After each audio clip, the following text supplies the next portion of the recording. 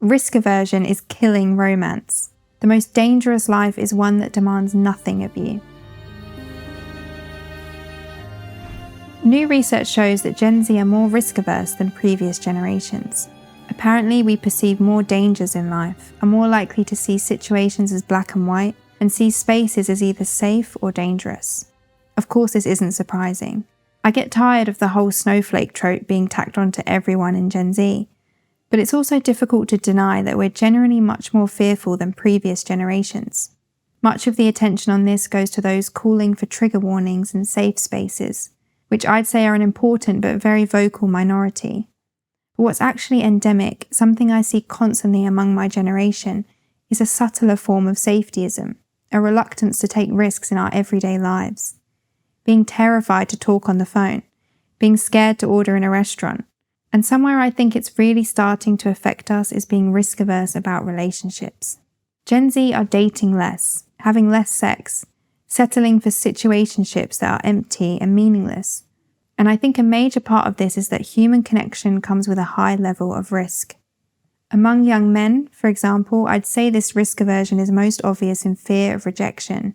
A recent survey found that almost 45% of men aged 18 to 25 have never approached a woman in person. Another Pew survey found that half of single men between 18 and 30 are voluntarily single, which some suggest is in part because of fear. But I think young women are also risk-averse about relationships. We are naturally more risk-averse, for a start, and an even higher number of women are voluntarily single. But our risk aversion plays out differently.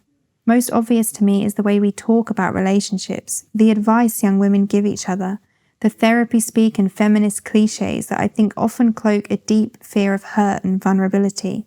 Like this tweet I saw recently, unpopular dating opinion. The intense chemistry you feel with someone you just met is a huge red flag. Most likely they are similar to an early caregiver that neglected you, and your subconscious mind is attracted to them to try and fix an old wound. Honestly, this kind of thing is everywhere. Social media is full of young women warning each other and listing out red flags and reasons why you should dump him or dodge commitment. He compliments you a lot, love bombing. Says I miss you too soon, run. Approaches you in person, predator. It's all so cynical. It's all about how not to catch feelings, ways not to get attached, how you're not going to get hurt if you have another man waiting.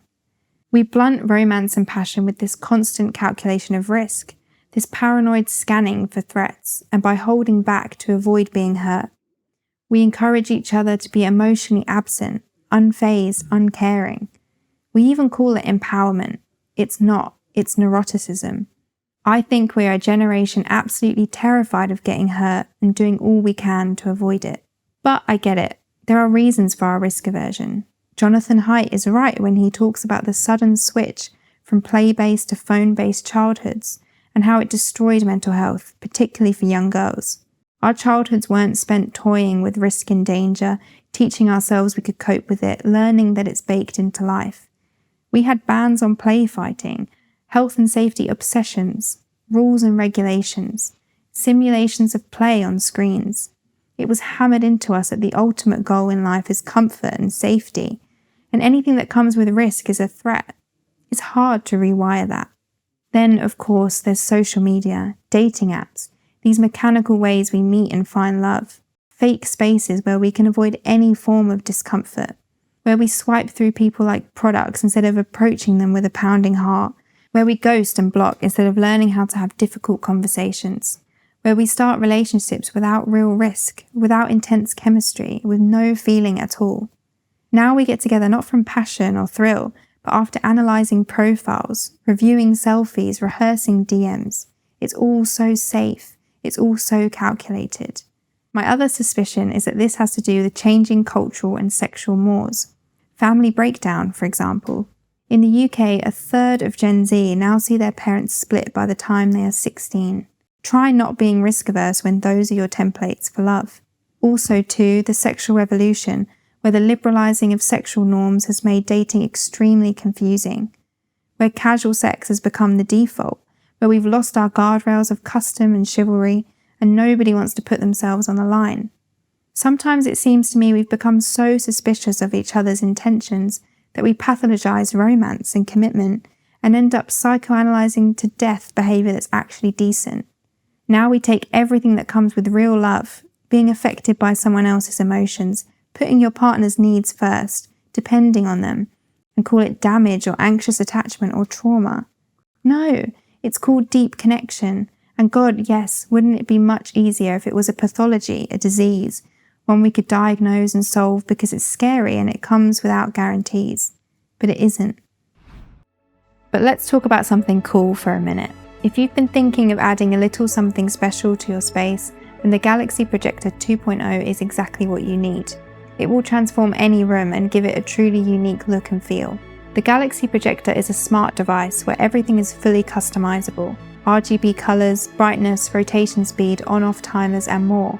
Using your phone, you can control everything and create your own vibe.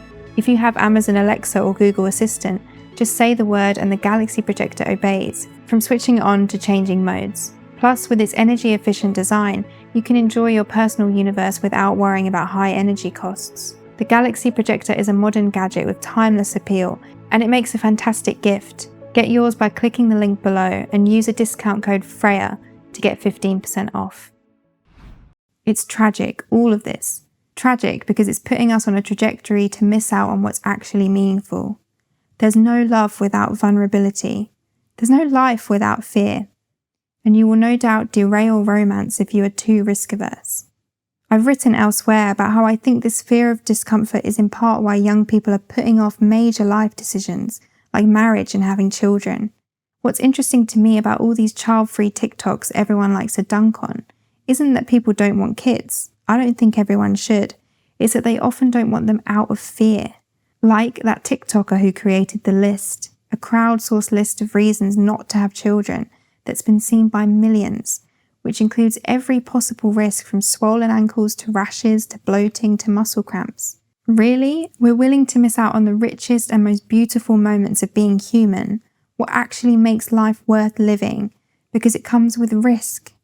I could put a caveat here and say, of course, be cautious about these relationships, be wary in these situations, but I won't, because that's all we ever hear. So I'll just say stop being so cautious. Stop overanalyzing it. Don't sit inside dwelling on what could go wrong. Don't psychoanalyze everything to the point you deaden something real.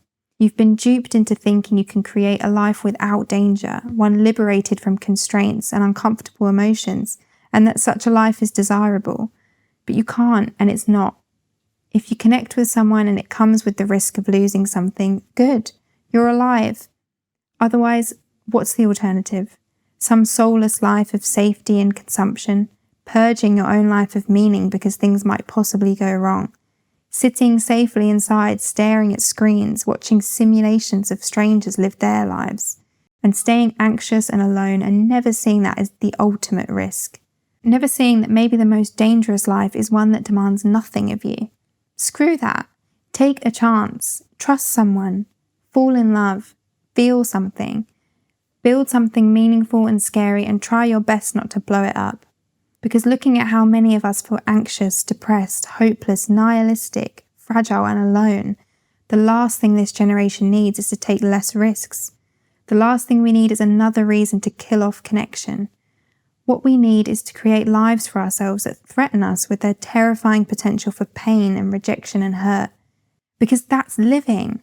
It's scary, it really is, but we should risk it. A couple of quick things before you go. This video is a recording of a viral article I wrote for my Substack. Click the link in the description to read more of my work there.